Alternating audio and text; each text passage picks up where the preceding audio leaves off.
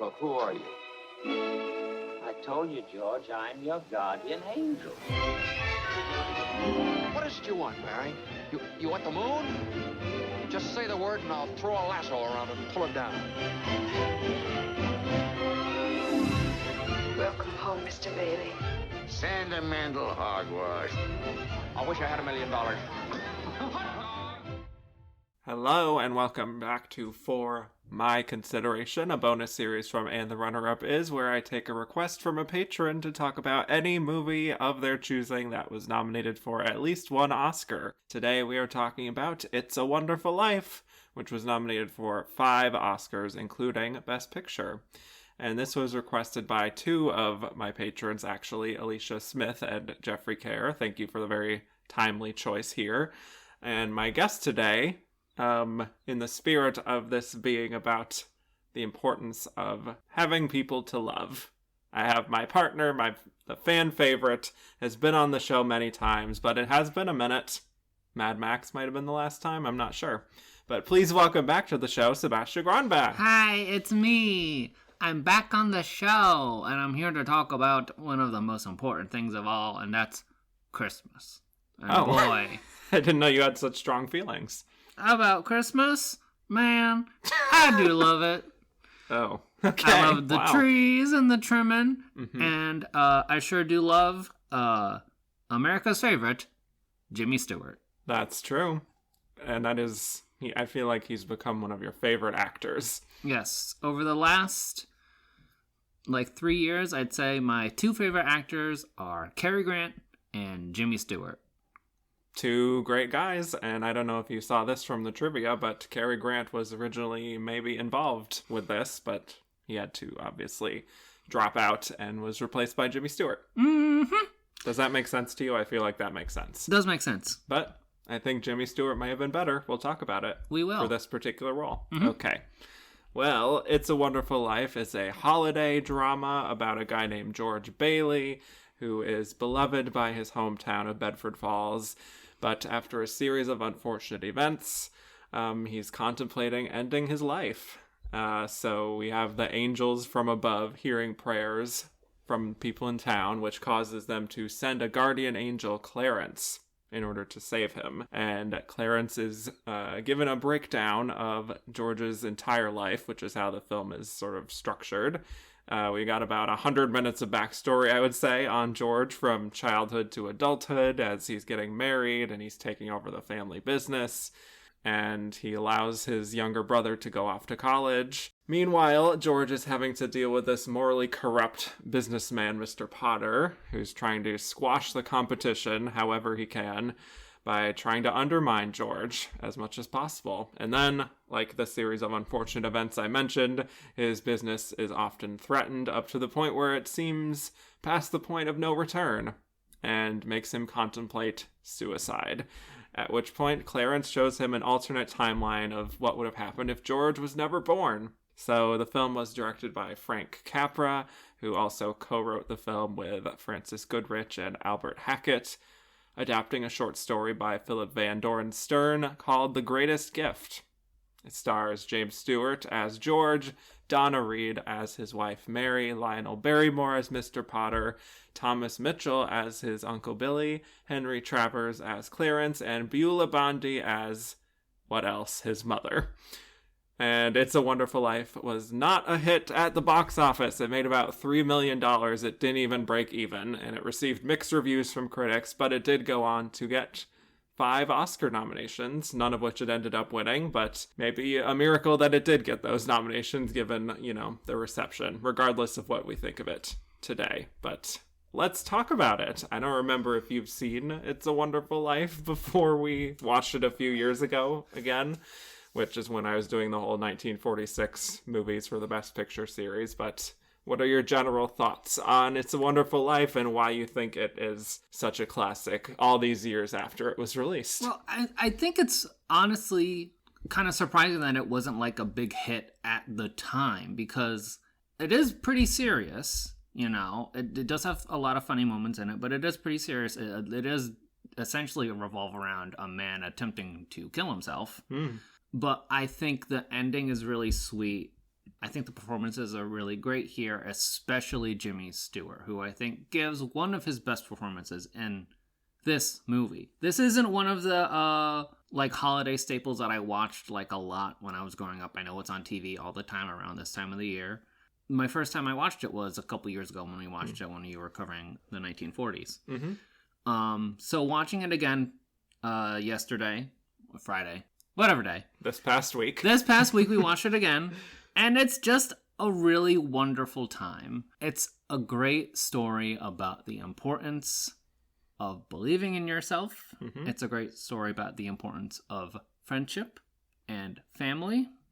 And it's a great story about how Mr. Potter is the terrible worst and very bad, and we don't like him. Lionel Barrymore.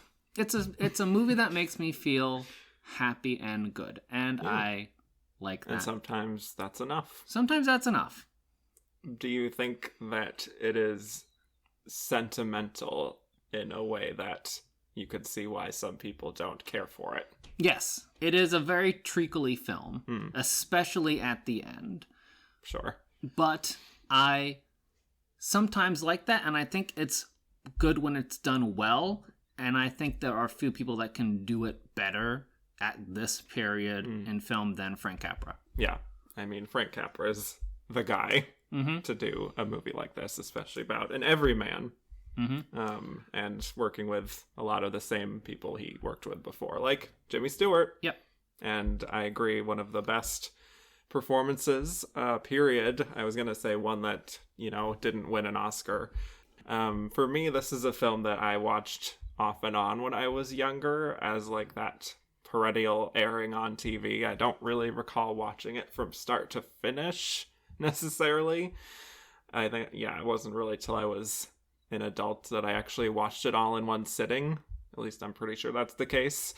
But I do think watching it as an adult, it's a very different experience from watching it just like as a family, like as a kid, because there's obviously a maturity to these themes, of this man wanting to end his life, dealing with very adult problems and related to like running this loan business, the idea of making a run on a bank. Like I can't really imagine like watching this as a child and picking up on some of the thematic elements, going off to war and the idea of seeing your peers going off to college while you have to sit back and sort of keep it all together for your family.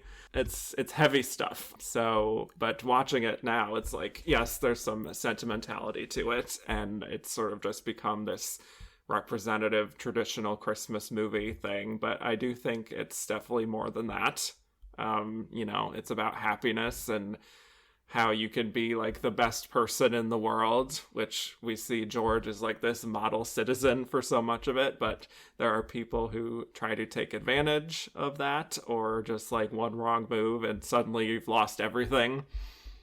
Or how like when you keep being like this self-sacrificing person, what does that do to your psyche? When you feel like you've always put others before yourself. It's a very American film in that sense. And I know that people sometimes say it's not really a Christmas movie. I know, because the Christmas part is kind of incidental, and it's really only applicable to the end of the film, because most of this doesn't really take place during Christmas. It's bookended, right? Yeah. And there's no Santa Claus. There's no Santa Claus. That's true. Which I think is an important part of most Christmas movies. Arguably. You gotta see Santa. No Santa here. But it has the spirit of Christmas. And I think that's a big marker. Yes. It shows the value in other people and being with the ones you love and how we all have value ourselves. I think also Christmas is a time that can be very melancholy for a lot of people, which I think this certainly is capturing. So yeah, I think it still counts as that. I think it is more meaningfully a Christmas movie than a lot of Christmas movies are that are just like Christmas Vacation is a Christmas movie, but it's Yeah. like mostly just about like the commercialization of Christmas and like the surface level stuff. I think that's definitely a big part of it, is that it doesn't feel weird, but it's like, to put this on like a soul deep level, it's like it's more than skin deep, the whole Christmas thing with this. I think like it has, like I said, it has the spirit of Christmas, maybe even more so than movies that Definitely. are explicitly Christmas movies. Exactly. So I want to just lightly go through the film somewhat in chronological order, touching on the beginning.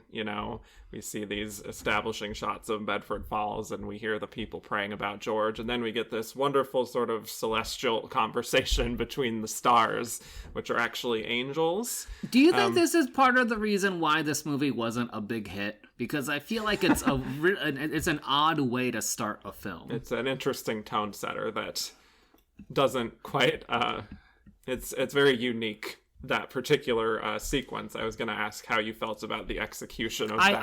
I always forget that the film starts with this, with a conversation between angels represented as stars. Yes, represented as blinking galaxies. And I can definitely feel like, if you're in the 1940s and you're like, I want to see a nice Christmas film with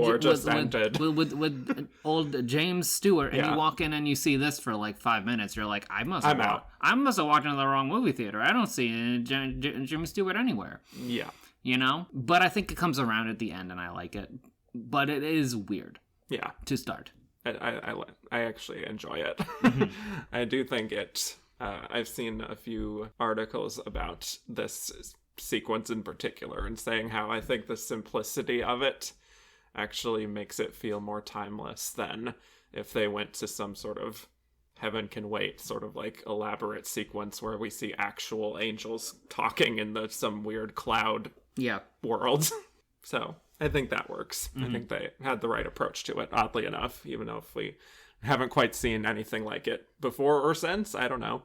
Not often. Not quite like that. Yeah. But do you want to talk at all about George as a boy? He seems like a great person just like as a boy. Like George Bailey is, ironically enough, an angel. He is a wonderful young boy and a wonderful young man who deeply cares about the people around his him. Community. Yep. Not just his family. He's very selfless.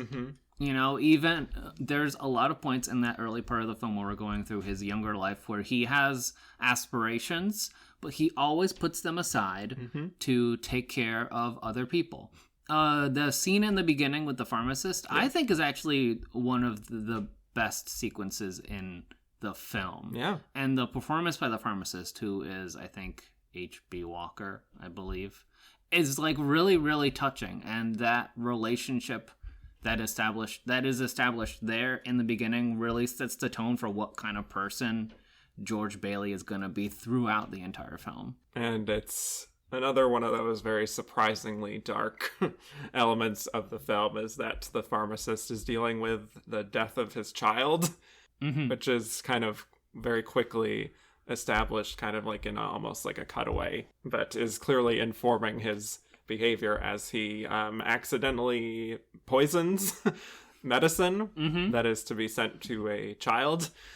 And so I feel like this is kind of a tangent, but I recently read The Last Picture Show, and it's weirdly reminded me of the same kind of sleepy small town feel in that book / movie. Small town that is like close knit, but also they deal with a lot of dark, grounded, true to life problems that I think is just like one of those details that doesn't really need to be there necessarily, but establishes a lot of different things, from George being a selfless person to the fact that this town is often dealing with real darkness sometimes. And so, yeah, I really enjoy that sequence as well. I do think just in general, the characterization of George is maybe a little too saintly. Which is fair. I just feel like we don't really see a lot of flaws here.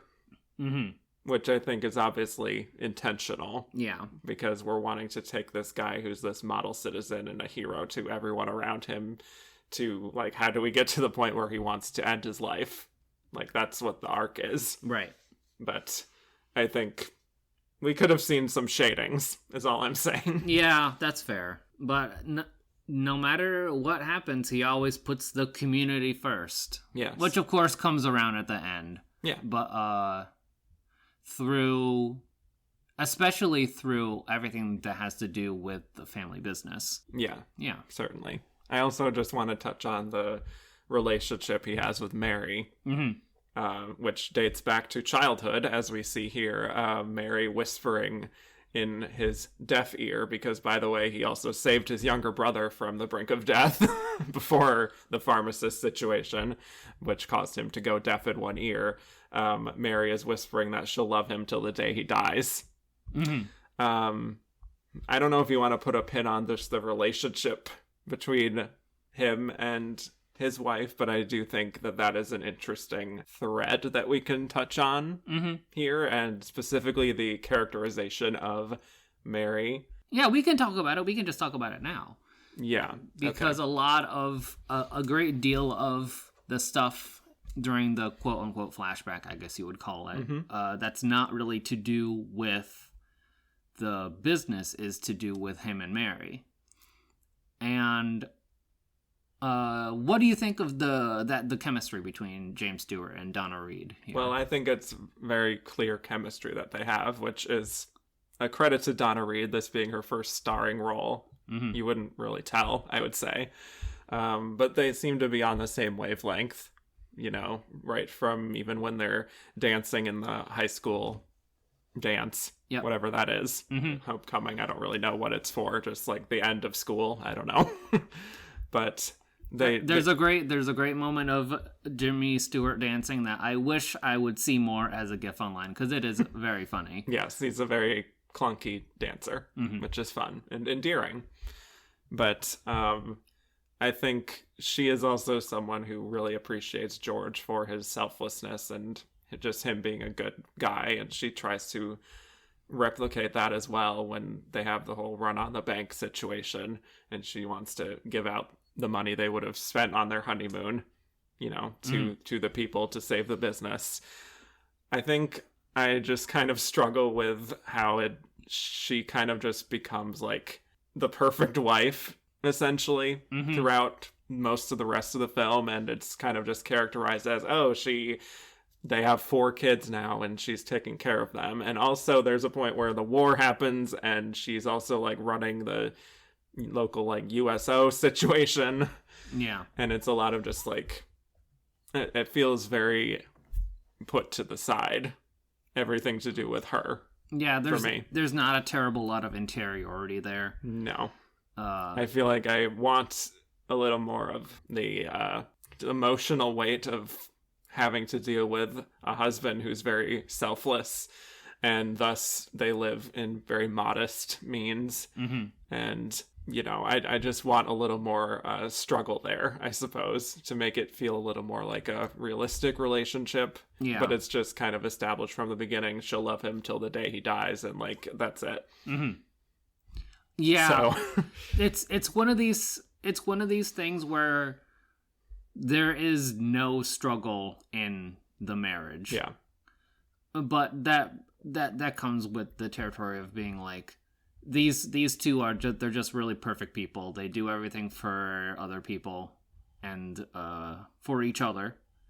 So I think that's a big part of why there's not too much interiority there, because there's not a lot of struggle. And also the film revolves around George Bailey. So there really isn't any other leads, even if Donna Reed is in a fair amount of the film. She's still kind of the supporting character here. She is the wife. She is the wife. A true what if there was a wife situation for her. Yeah, I mean, even when we get towards the end and he's lashing out at the family after everything, she is clearly upset by it all, but then, of course, by the end, it's sort of like, feels like all's forgiven. Yeah. Like, he is remorseful after the fight and everything, but it just feels like she just doesn't really have any lingering anything. The first, that's my problem. The first thing that comes out of that fight is that she knows that George is in trouble, and instead of being really angry with him, she just wants to help him, which is nice. Yeah, which is nice. And again, it's just like there aren't really any there's no problem with this relationship. Yeah. Yeah. So yeah, I guess I just wish there was a little more dimension, and I also think Donna Reed was capable of that as an actress. She proved that with From Here to Eternity, that she could play different shadings of the characters she played. So yeah, that's all. But I do think that the scene where they're outside and they're talking about lassoing the moon is very sweet. Can I do my Jimmy Stewart impression? Because I wrote down. Okay. Please do. Okay. Here's my Jimmy Stewart impression of that scene, which is iconic and lovely. What is it you want, Mary? What do you want? You want the moon? Just say the word and I'll throw a lasso around it and pull it down. Hey, that's a pretty good idea. I'll give you the moon, Mary.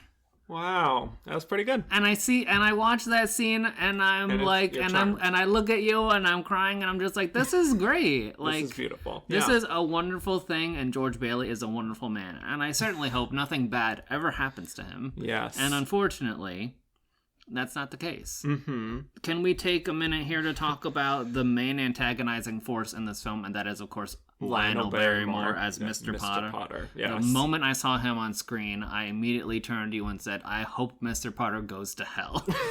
Mr. Potter goes to hell. I think it's the eyebrows. Mm-hmm.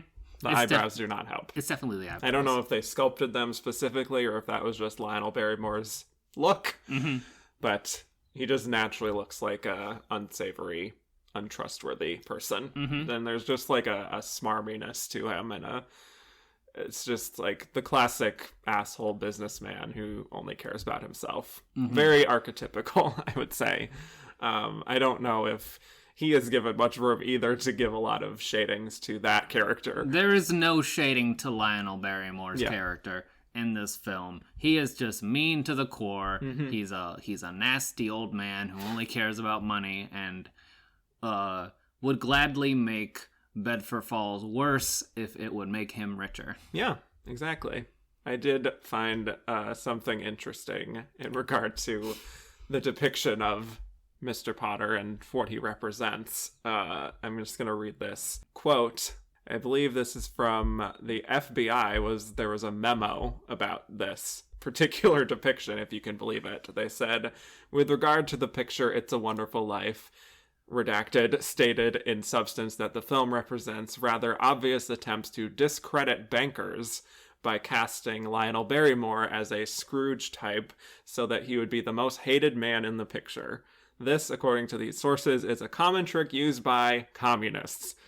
In addition, redacted stated that in his opinion, this picture deliberately maligned the upper class, attempting to show the people who had money were mean and despicable characters. Oh, don't show this old FBI. Glass Onion, Knives Out 2. Or The White Lotus. Or any episode of The White Lotus. Or Parasite. Or I guess any of the Rich People Are Bad movies of the past 5 years. The FBI would not be loving this particular era of filmmaking. Nope, they would not. I think that's very funny. Yeah. That they're just like, oh, this film is showing how the banks are bad and how bankers are mean. And I'm like, have you seen the banks? Have you seen the banks? This has been the case from the beginning, really. Yeah. Till as old as time. But I think also, just to speak to it, a real murderer's row of character actors of the 40s. Oh, yes. Just to mention, Lionel Barrymore, we have Thomas Mitchell here, our fave from Stagecoach. Oh, yes. As Uncle Billy. Of course, we have the wonderful Henry Travers as Clarence, who is great. I do think, just from watching on this last time that we did, I thought if there was ever a remake, it really would have been nice to have Leslie Jordan play that character. Oh, that would have been perfect. Yeah, no. Yeah. And Henry Travers brings the just right amount of comedy to a portion of the movie that is really sad. Yes. Yeah. He has a very, very specific comedic energy that is unlike anyone else, which is why I love whenever he shows up. He's also wonderful in Mrs. Miniver as well. But I also just wanted to touch on another part of the Mary segment of the film, which is when he's not quite getting married to her yet. But there's a sequence in the house where in her house where her mother is there and she like wants her to be with this other guy, and she seems very opposed to George for some reason. Mm-hmm.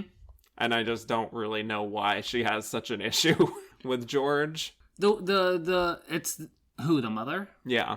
I don't know. What's up with that mom? She Yes. shows up for this one scene. Maybe because he is not of money, and Yes. you know he's kind of trying to He's keep not this. worldly like Stewart or whoever it is Yes. who's on the phone. Mm-hmm. He's trying to keep his family's failing business afloat. You know, maybe and this new guy's into plastics or Right. mining or whatever it is. So that might be part of the reason why. Mm-hmm. Yeah, it's just a weird thing that I don't think is even really addressed. Yeah. It's like she seems to have a vendetta against this saintly hometown hero. Yeah. And I'm not One really of sure the why. only other people in town that does not like George Bailey for whatever reason. Also, that scene between Jimmy Stewart and Donna Reed in her house is also very good. Yes. Really, really charming and quite a steamy kiss. Yeah. Right on the phone. For the 40s. Yes. I did read that they had to cut away after a while because it was too steamy. Ooh. True. My fact. glasses were fogging up. Yes. It's we're still in the Hays Code. Yep. We can't have people getting ideas about kissing. Thank you for listening to this preview of For My Consideration, a bonus series from And the Runner-Up Is. If you liked what you heard and want to hear more, please go to patreon.com/andtherunnerupis and become a patron. Only $3 a month will get you access to bonus episodes and early access to regular episodes. Thank you so much for your consideration.